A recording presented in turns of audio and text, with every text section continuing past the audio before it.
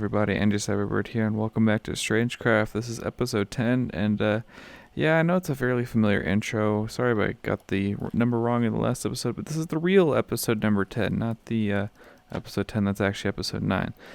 But yeah, this is actually episode 10, and we are back at the dye factory because there's been quite a few upgrades and stuff to the building. So as you can see, up here hasn't changed terribly much. These have become dyes instead, and there's a nice hole here. And what's the hole for, you might ask? It's for dye sorting. So every time that we want to do some dye, we just go ahead and pop into one of these chests. I'll pick one that actually is dye in it. We'll go ahead and grab a stack.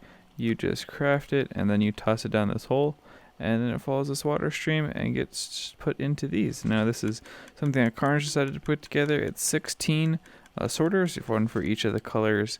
And it's a 2-speed shulker loader, tileable, and sorting system as well. So it will sort all the items, fill them to shulker boxes, put them down here.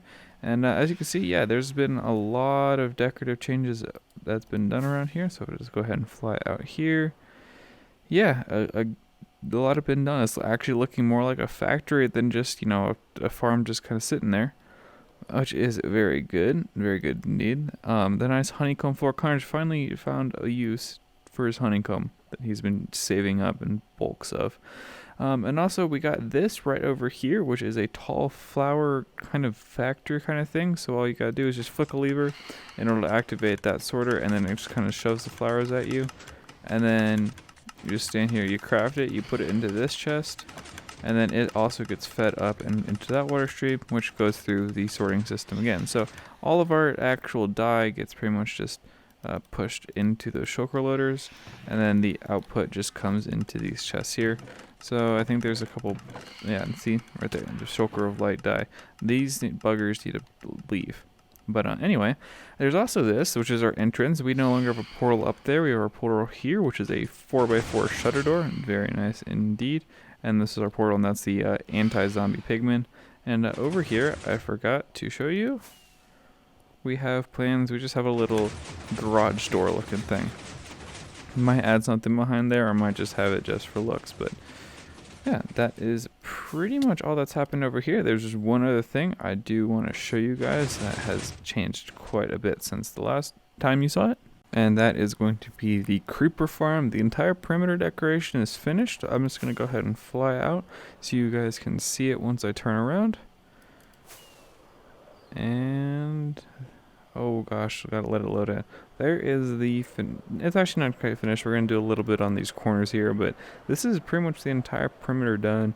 Took 2 nights of AFKing for the walls. We made like a little wall maker machine type thing, and then all this floor just took Aeon helped out with it as well, so it took the 3 of us to just finally go ahead and do it. There is chicken here. That is interesting. Well, I don't think I was supposed to see that. So anyway, yeah, this is the final product of our creeper farm, and we have a nice AFK platform up here. If you just stand and look around it, I love this. I think this is, well, I missed. You know, I think this looks really cool. Nice looking perimeter, and we got the beacons lined up for everything. They kind of look like sea lanterns too.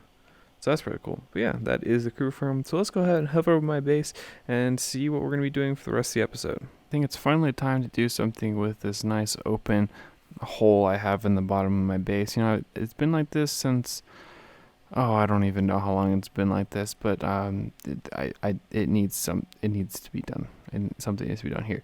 So I have a couple ideas on what I want to do. The first thing I want to do is I'm going to build a nice fountain here in the middle to cover over the beacon. I found a really nice design online that I'm going to base it off of.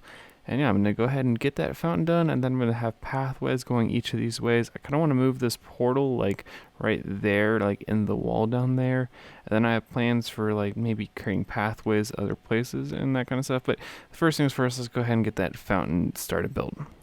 So here's kind of the base layer of the fountain, if you will. This is a bit last couple layers, obviously, but this is the kind of style that it's going to be. It's going to match the quartz up above quite nicely. I'm going to go with regular quartz on this one, just so it's not so bland. It's going to give a tiny bit of texture with these lines here and there. And the lapis blocks as well is where the water is going to be going. So the water's, obviously it's not done, but it's going to be flowing from the top down and then spilling across into these little channels just like this. But this is looking really good. I think this is going to fit the base quite well if I just come out here real quick. and then take a look from above. Yeah, I think that's going to look really cool once it gets done. So what do we think of this? I personally really like this. I love the design of this fountain, and I love how it kind of fits in. It uses the lapis blocks like I have up there, and not there, but other places. And then obviously the quartz. There's just a little bit of quartz around here, but I think this fits in quite well. The last step I have to do is just go ahead and place the water in, and hopefully, there we go. So it should be just placing the water in there, and there, and it would melt, but you know what, I'm lazy, so we're just going to break it all ourselves. Oh yeah, that looks awesome. Oh yeah, that looks perfect. So this is going to be kind of like the centerpiece for this little underside area. It's going to be kind of like a courtyard, so there's going to be paths heading off in each direction. There's going to be a nice circle here, and there's going to be trees and gardens and plants and all that kind of stuff. So now I get to lay out the foundation and the outline for the roads and all that kind of stuff and see what's going to happen next with this. So there we go. This is the little circle that's going to be surrounding the fountain. There's some grass here. I'm going to decorate this with some like leaves, grass, flowers, crops and that kind of such. But that's going to be the central point. Now I'm going to go ahead and plan out the branches that are going to go off in each of the directions. And I'm really liking the idea of having my nether portal be right there and then having a hole to fly in, like somewhere in the glass, like a fly hole. So like you can just come through the portal and then just exit through this little underground area. I'm really liking the idea, so I think I'm going to try to implement that the best I can. So I had this really cool idea to have it, I mean, a lot of people do this, I know it's not a unique idea, but have like a nether coming out of the portal and kind of infesting it. So I replaced just some of the grass here with crimson nylium, and I'm going to do a little bit better job. This is just kind of a rough job. I'm going to do some texturing with some like netherwort blocks and have some vines like draping over the edge once I get everything in place. This is just kind of like the rough concept, but I think that's going to be really cool once it's properly implemented, and I just got to make sure that this portal actually links. I really hope it does. Perfect. Well, with how far we are into the season, I never thought I'd have to, but I'm going to have to go out and gather grass. Or actually, I could probably just place dirt and have it grow eventually, but I just need to fill in this last one because I just thought of that dirt. I honestly didn't even think about it, but yeah, I'm out of grass. So probably should go get some more of that. But there are three total now. So now just got to fill in the fourth one. And got to figure out what I'm going to do with the area here. I have some ideas on like different like forest types, like a birch, an oak, like a cherry type flower. I don't know how I'm going to do that. Probably not that, but like maybe a birch, an oak, maybe like a jungle and an acacia. I'm not 100% sure yet, but let me get that fourth one in place. So here's the first concept I had for one of the corners. So I just filled it in with kind of dirt and starting to get the grass to spread. And I have these quartz stairs, and it's seceded, so you just kind of walk up and then walk into this main part of it. But I think I want to try to do like some pathways coming out through here, add a river on like, or not like a river, but like a line of water just around the outside. And then just have a couple of trees and then have like a little garden, like a flower garden on each of the corners. I think that's the concept I'm going to go for. So I'm going to try to go ahead and get like the water in place on this corner and then plan out what exact like flowers and that kind of stuff I want for this side. So what I'm finishing up here is just the last little change I decided to make to this. So if I just pop over here, I added some nice dark oak pathways here. This is going to be kind of the pathway that you would walk through if you choose to walk through it. There's going to be like fences like here. I'm probably going to texturize the path as well with like trapdoors and that kind of stuff. But yeah, probably going to be some like fences, some dividing walls, and then there's going to be like trees and flowers and that kind of like plants and that kind of stuff. I also decided to add like a quartz stair trim to the outside of that, and I think it looks quite cool if I go ahead and fly up here. I think that's looking really good already. And yes, all of these glowstones are temporary. I just have them there because I don't want mobs to spawn at the moment. But I'm going to figure out an actual lighting solution that's not going to be this glowstone. So ignore these glowstones are permanent, but all of the other ones are not. So feel free to ignore those. But I think I'm going to try to figure out, actually, I'm going to see if I can go figure out a good lighting solution real quick.